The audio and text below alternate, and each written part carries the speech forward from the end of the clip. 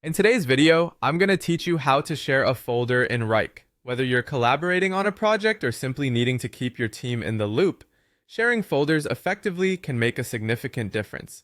Let's walk through the process to ensure you can handle this task with ease and confidence.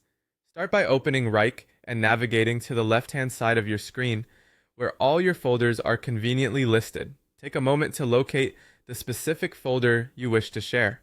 Once you've found it, simply click on it. This action should bring up the folder's dashboard and all the options associated with it. Now it's time to open the share settings. You have a couple of ways to do this. One way is to right-click directly on the folder name. Doing so will present you with a menu where you can select the share option. Alternatively, you can click on the three-dot menu, also known as the meatball menu, which appears in the folder header. This menu is quite versatile, and selecting share from here will open up the same sharing settings. Next, decide who you want to share the folder with. Wrike gives you the flexibility to share with specific individuals, user groups, or, if you prefer, you can share with everyone in the account. This is particularly handy if you're working on a company-wide initiative or simply want universal access. After choosing your audience, it's time to set the sharing permissions. This is a crucial step, as it determines what level of access the people you're sharing with will have. In Wrike, you have 4 main permission levels to choose from.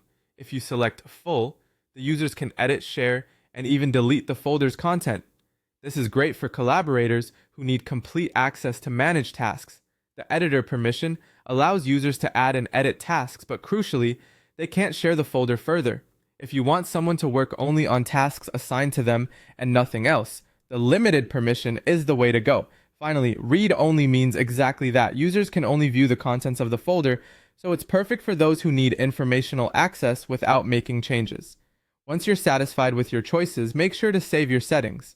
By doing so, the folder, along with all its subfolders, projects, and tasks, becomes visible to the users you've shared it with in accordance with the permissions you've set.